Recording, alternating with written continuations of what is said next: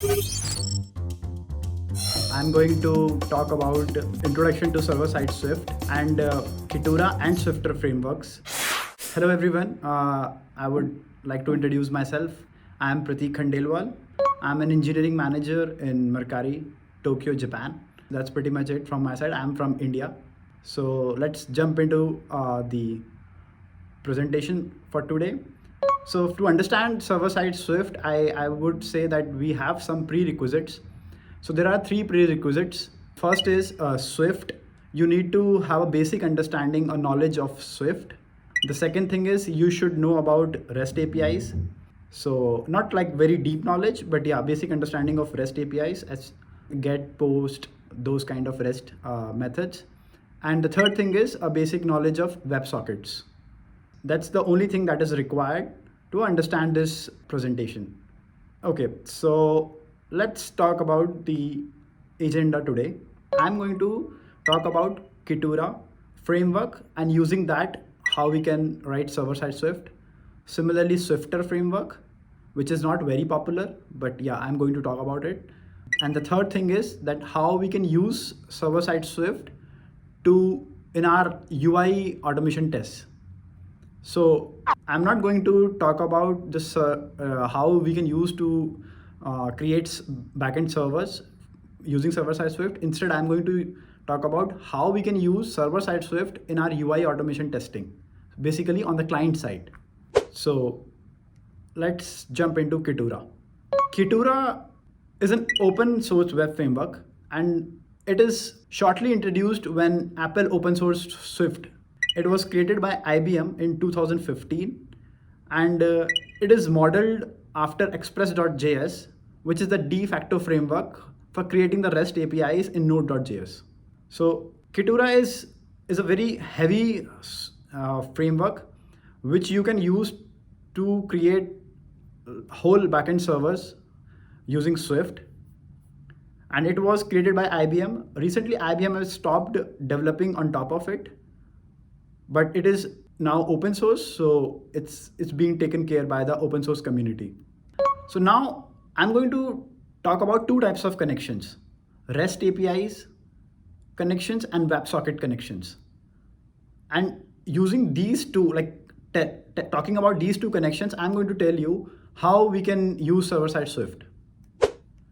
So let's talk first about REST API and how we can support this in our server. So first thing is the router object. There is a class router which provides us the external interface for routing requests to the appropriate code to handle them. So router implements the server delegate protocol and it's responsible for serving the landing pages requests to the appropriate code, which can be requested by the client by get or post requests. So that will be handled by the router object. This is how we can actually use router object to handle the get request on a certain request path. So there is get function and the request path will be passed as a parameter and the closure is also passed, which will be executed when some client make a get request with this path. So as I mentioned in this, that this closure is going to execute for the get request on this certain path. And the request and response both are of type router request and router response.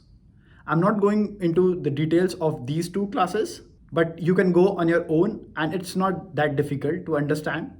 But the execution, the thing that you want to send to the client or you want to serve to the client, you can implement those things in this closure. Now, similarly, we have post request. So it's exactly same as get request. We have a post function and there are all other functions for head, delete, patch. You have to pass a request path for that function and then a closure, which will be executed when the client will make a request on this path. And it depends which request, get request or post request or any other request. So this is how router object is a very important one and it helps us for routing requests on certain path. Now there is one other important class which is Kitura itself. So Kitura class is for creating, starting and stopping Kitura based servers. So this class will take the router object And this class is responsible for creating and starting and stopping the server. But it needs some object, which I have already explained, router object, which is going to handle all the incoming requests. So how it is going to do that I'm going to explain next. There are 3 class functions for this Kitura class. The first one is add HTTP server. The second one is start or run. There's a difference between start or run function. And the third one is stop. So there are 3 functions: add HTTP server, start or run, and stop. Now I will go one by one on these functions, how this can be used. So the add HTTP server is a class function on Kitura class, and it only registers the server with the framework, but it doesn't start listening to the actual port until the Kitura run function is not called. Let's see what are the parameters that we can pass on this add HTTP server function. We can pass the port, we can pass the server delegate object, which will be our router object. We can pass the SSL configuration. We can pass that it should be kept alive or not. And we can also pass a boolean if this port can allowed be reused or not. So there are 5 parameters. Only 2 parameters are compulsory. All others are optional. So you need to pass the port number and you need to pass the server delegate object, which is in our case the router object. All other things can be set to the default values, which is SSL configuration is default set to nil. But if you want to have some specific configuration, you can pass it here. The second thing, which is keep alive state, is the maximum number of additional requests to permit per keep alive connection. This is defaults to unlimited. And allow port reuse is something which determines whether the listener port may be shared with other Kitura instances. It is defaults to false, but if you make it true, then it will be shared with other Kitura instances if you have in your code. And if the specified port is already in use by another listener that has not allowed sharing, the server will fail to start. So that was all about HTTP server function.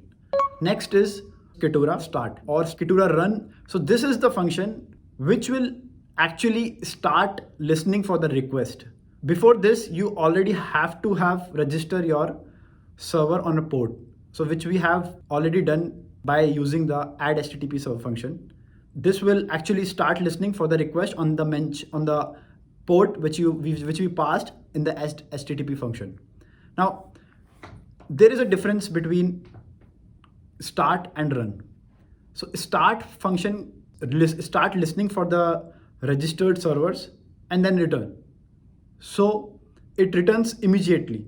So we need to, if you will add it in a function and if the function returns, then you will start listening and then you suddenly stop because the function ended there. It is not a blocking call. But if you use run function, kitura.run, which actually listen for the registered servers and it is a blocking call, it never returns. So you should put that call as the last call in your maybe main.swift file or whatever class you are using it. So that is the difference between Kitura run and start function. Now the third one is stop. This is recommended that whenever you start a server, when you have registered and then you have start a server, so if you want to stop them, then you should use stop with a parameter unregister, which is by default set to true, which means that the server is now stopped listening to the new incoming request and also it is unregistered from that port. So ideally we should call this method in the deinitializer of a deinit function for a class. Or maybe if you think that if you want to intentionally stop the server, then you can use it wherever you want. So that was the 3 important class functions which we need to start the server. We need to add the server, then start the server, and then stop the server. So that is all about Kitura, and now is the time to see this on the live code. So as I mentioned that this is a framework, so we need to import Kitura. I will talk about Kitura WebSocket sometime later, but you need to import just Kitura. Then if you have made a class, you need to have a router object, as I mentioned previously in my slides. then you need to initialize that router whenever this class is initialized. Now, I have made get and post requests both on the same path, which is /home.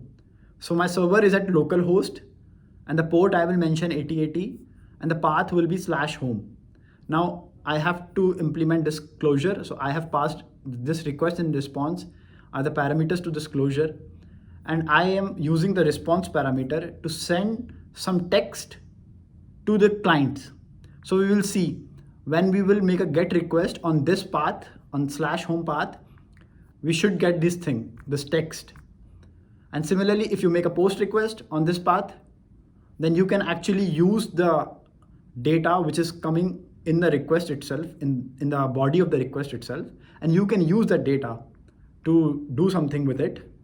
So I haven't done anything with this function, but yeah, you can use this function, do something, and you can use that data which is coming in your post request, and then you can send maybe new data by using the response as we are sending in the get request. Now, let's not go into the WebSocket. The last thing is, so in this run function, I call the post init, which is registering my paths to this router. And then I added the HTTP server on this port with the router, as I said, which is a server delegate object. And then because I have just added this server on this port, it is not getting started to listen the incoming request. So we are going to use the run function here, which is as I said, a blocking call. So this function will never returns because this kitura.run will keep on running. I'm in my main Swift file. I'm just initializing this class object app and just calling the run function. So if I run this, you will see this is the amount of code you have to write to set up your server and up and running. Now, if I'll go and see at my localhost 8080/home, and I'll see, you can see Kitura server up and running. This is the text that I passed in my, whenever a client will make a get request to this path. This is how simple it is to have a server up and running.